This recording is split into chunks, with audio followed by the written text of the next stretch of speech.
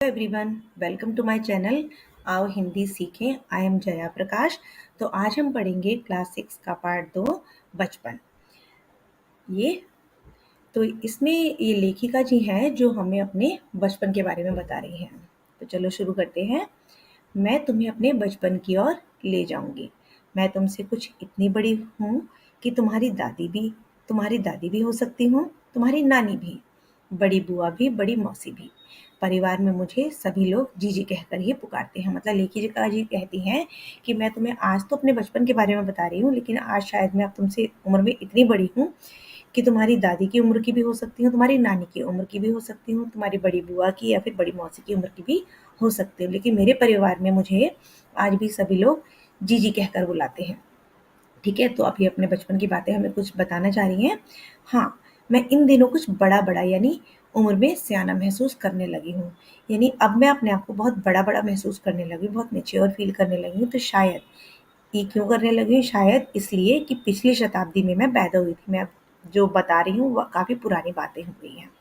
तो मेरे पहनने ओढ़ने में भी काफ़ी बदलाव आए हैं, क्योंकि बहुत कुछ अब चेंजेस हो गए हैं। पहले मैं रंग बिरंगे कपड़े पहनती रही हूँ। नीला, जामुनी, ग्रे, काला, चॉकलेटी, मतलब ये सब मुझे चटकीले कलर यानी गहरे रंग पसंद थे। पर अब मन कुछ ऐसा करता है कि सफ़ेद पहनो, हल्के नहीं, और गहरे नहीं, हल्के रंग। यानी पहले मुझे गहरे रंग पसंद थे, चटकीले कलर पसंद थे, लेकिन अब जब मैं अपने आप को बहुत बड़ा समझने लगी हूँ, फिर सियाना महसूस करने लगी हूँ, तो अब मुझे हल्के रंग पसंद आने लगे हैं। मैंने पिछले दशकों में तरह-तरह की पोशाकें पहनी हैं। पहले फ्रॉक, निकर, वॉकर, स्कर्ट, लहंगे, गरारे, यानी पहले मुझे ये सब चीज़ें पसंद थी। फ्रॉक पसंद थी, निकर वॉकर पसंद थे, स्कर्ट, लहंगे, गरारे पसंद थे, लेकिन अब चूड़ीदार और घेरदार कुर्ते पसंद हैं। बचपन के कुछ फ्रॉक तो मुझे अब तक याद हैं। उन्हें अपने बचपन की बहुत सारी ड्रेसेस जो है अभी भी याद है। हल्की नीली और पीली धारी वाली फ्रॉक, गोल धारी मतलब जैसे ऐसे लाइनों वाली, धारी वाली फ्रॉक। ठीक है, घेरदार फ्रॉक, नीचे गुलाबी रंग की फ्रिल। उन दिनों फ्रॉक के ऊपर की जेब में रुमाल और बालों में इतराते रंग बिरंगे रिबन का चलन था। मतलब सभी लोग लगाते थे रिबन बालों में, है ना? और जेब में रुमाल रखते थे। लेमन कलर का बड़े प्लेटों वाला गरम फ्रॉक जिसके नीचे फर टंगी थी। 2 ट्यूनिक भी याद है, एक चॉकलेटी रंग का और अंदर की कोटी प्याजी, दूसरे ग्रे और उसके साथ सफ़ेद कोटी। कोटी मतलब जो हम ऊपर पहनते हैं टॉप। ठीक है?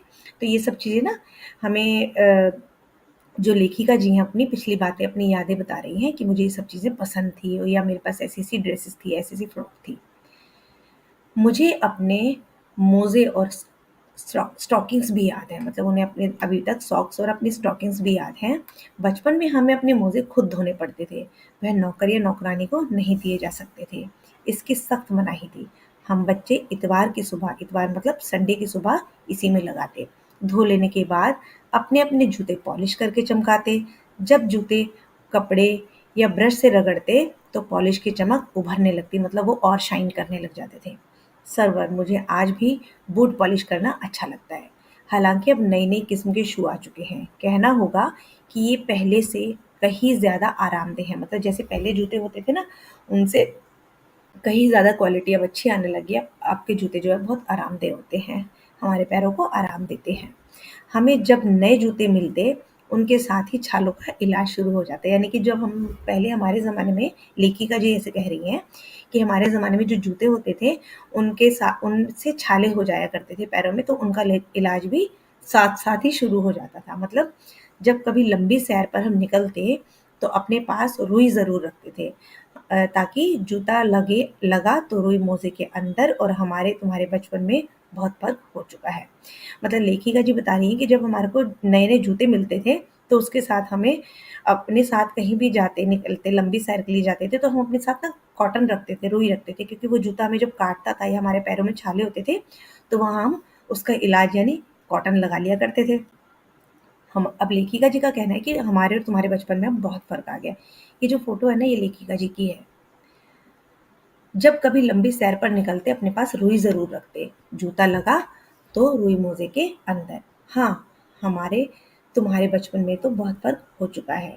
हर शनिचर को हमें ऑलिव ऑयल या कैस्टर ऑयल पीना पड़ता। और शनिचर मतलब सैटरडे को हमें ऑलिव ऑयल या कैस्टर ऑयल पीना पड़ता था। यह एक मुश्किल काम था।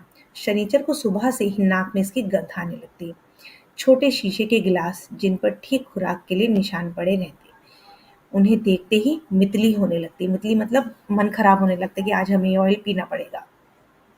मुझे आज भी लगता है कि अगर हम ना भी पीते वह शनिवारी दवा, तो कुछ ज़्यादा बिगड़ने वाला नहीं था। यानी कि अगर हम उस ऑयल को ना भी पीते तो कुछ खास बिगड़ नहीं जाता, सेहत ठीक ही रहती। तुम्हें बताऊंगी कि हमारे समय में और तुम्हारे समय में कितनी दूरी हो चुकी है। यहाँ तक कि बचपन की दिलचस्पियाँ भी बदल गई हैं। मतलब कि हमारी जो पसंदीदा चीज़ें थी वो आज के बच्चों के हिसाब से बदल चुकी हैं। याद रहे, उन दिनों कुछ घरों में ग्रामोफोन थे, रेडियो और टेलीविज़न नहीं थे। यानी हमारे ज़माने में सबके घरों में रेडियो, टेलीविज़न नहीं हुआ करते थे। हमारे बचपन की कुल्फ़ी आइसक्रीम हो गई है। मतलब ये बदलाव हो चुके हैं, जो वो अब इसके बारे में हमें बताने जा रही हैं कि क्या-क्या बदलाव हुए हैं। कचौड़ी समोसा पैटीज़ में बदल गया है। शहतूत और फालसे और खसखस के शरबत अब कोक पेप्सी में बदल गए हैं। मतलब पहले जो बच्चे पसंद किया करते थे कचौड़ी, समोसा, वो सब अब बच्चे क्या पसंद करते हैं? पैटीज़, बर्गर खाया करते हैं। है ना? शहतूत और फालसे के और खसखस के जो शरबत पीते थे बच्चे, अब कोक और पेप्सी को पसंद करने लगे हैं। उन दिनों कोक नहीं, लैमिनेट विम्टो मिलती थी। शिमला और नई दिल्ली में बड़े हुए बच्चों को वेंगर्स और डेविको रेस्टोरेंट की चॉकलेट और पेस्ट्री का मज़ा देने वाली होती। हम भाई बहनों की ड्यूटी लगती शिमला मॉल से ब्राउन ब्रेड लाने की। मतलब हम लोगों की एक ड्यूटी लगा दी जाती थी कि आज ब्राउन ब्रेड तुम लेने जाओगे। हमारा घर मॉल से ज़्यादा दूर नहीं था।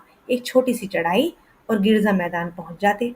वहां से एक उतराई उतरते और मॉल पर कन्फेक्शनरी काउंटर पर तरह तरह की पेस्ट्री और चॉकलेट की खुशबू मनभावनी, मतलब बहुत ही अच्छी, मन को भाने वाली। मनभावनी मतलब जो हमारे मन को भा जाती थी। हफ हमें हफ्ते में एक बार चॉकलेट खरीदने की छूट थी। मतलब वीक में एक ही दिन हम चॉकलेट ले सकते थे। और सबसे ज़्यादा मेरे पास ही चॉकलेट टॉफ़ी का स्टॉक रहता। मैं चॉकलेट लेकर खड़े-खड़े कभी ना खाती। घर लौटकर साइड बोर्ड पर रख देती और रात को खाने के बाद बिस्तर में लेटकर मज़ा ले लेकर खाती। शिमला के काफ़ल भी बहुत याद आते हैं। शिमला के काफ़ल एक फ्रूट है जो कि मुझे वहाँ का बहुत याद आता है। खट्टे-मीठे होते थे, कुछ एकदम लाल, कुछ गुलाबी रस भरी कसमल सोच कर ही मुँह में पानी भर आए। चेस्टनट भी एक और गजब की चीज़, आग पर भुने जाते और फिर छिलके उतार कर मुँह में।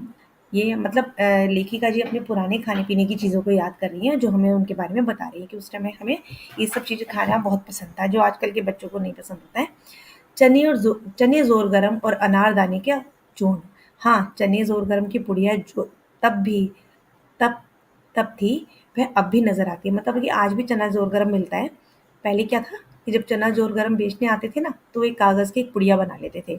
तो पुराने कागज़ों से बनाई हुई इस पुड़िया में मेरा हाथ का कमाल, नीचे से तिरछी लपेटते हुए ऊपर से इतनी चौड़ी कि चने आसानी से हथेली पर पहुँच जाएँ। एक वक़्त था जब फ़िल्म का गाना चना ज़ोर गरम बाबू मैं लाया मज़ेदार चना ज़ोर गरम उन दिनों स्कूल के हर बच्चे को आता था। कुछ बच्चे पुड़िया पर तेज मसाला बुरकवाते।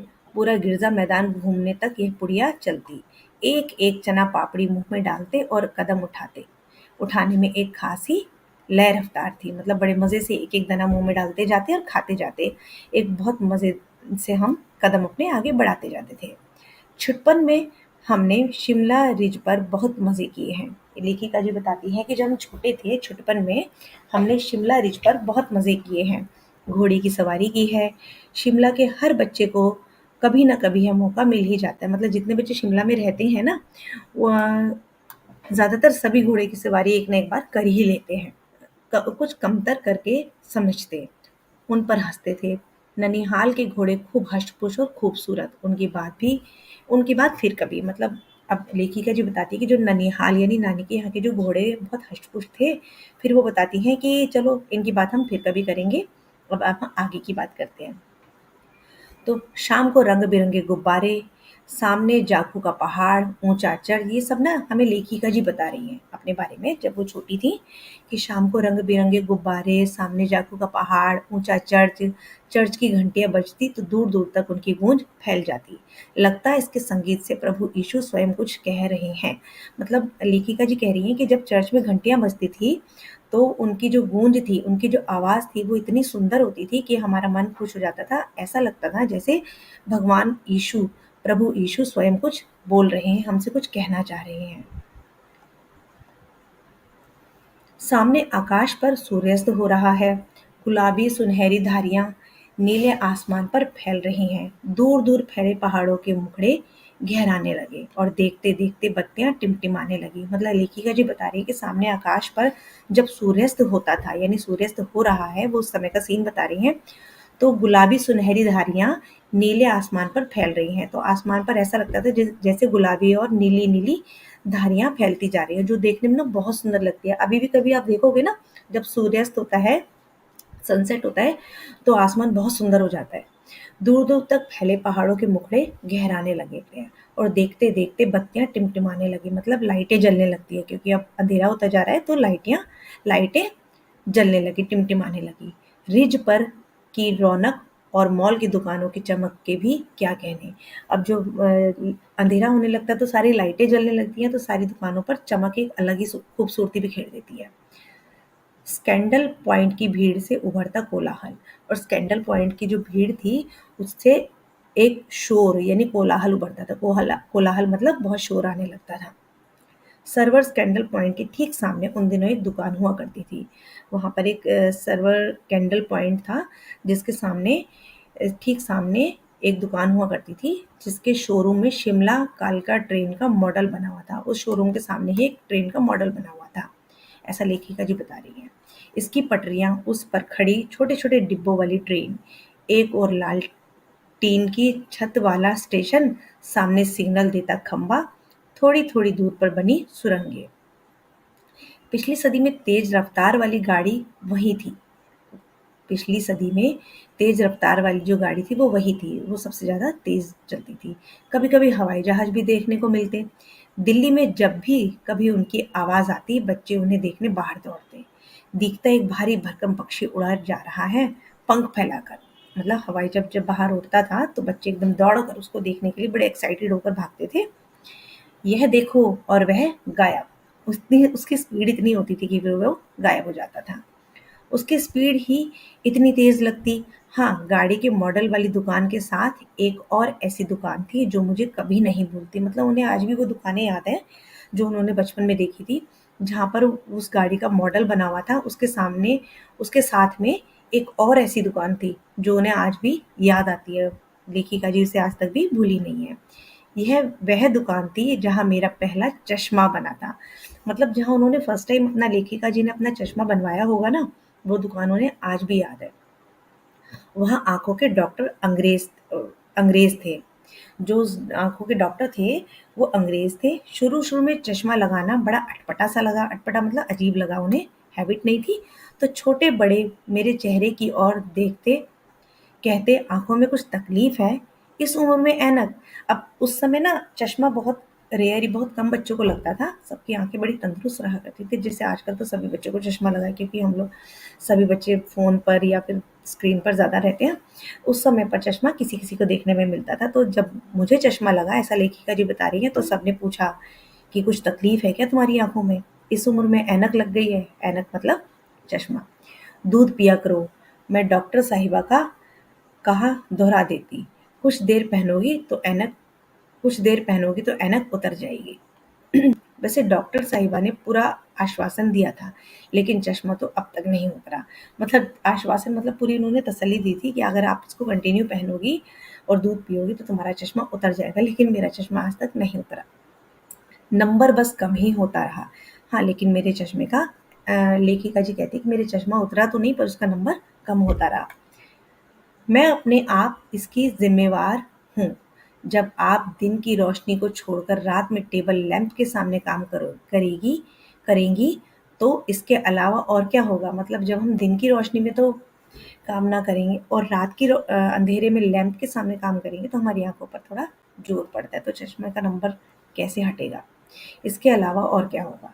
हाँ, जब पहली बार मैंने चश्मा लगाया तो मेरे एक चचेरे भाई ने मुझे छेड़ा, देखो देखो कैसी लग रही है। लेखिका जी बता रही हैं कि जब मैंने पहली बार चश्मा लगाया तो मेरे चचेरे भाई, चचेरा मतलब मेरे चाचा के बेटे ने चाचा का जो बेटा है मेरे भाई ने मुझे छेड़ा,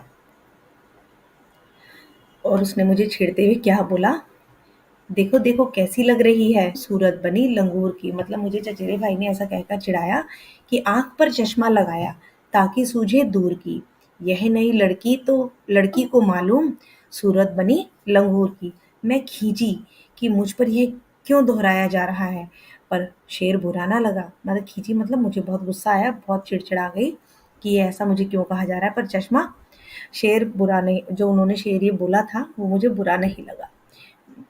जब वह चाय पीकर चले गए तो मैं अपने कमरे में जाकर आईने के सामने खड़ी हो गई। कई बार अपने आप को देखा, ऐनक उतारी फिर पहनी, फिर उतारी, देखती रही, देखती रही। सूरत बनी लंगूर की, नहीं नहीं नहीं, हाँ हाँ हाँ। मैंने अपने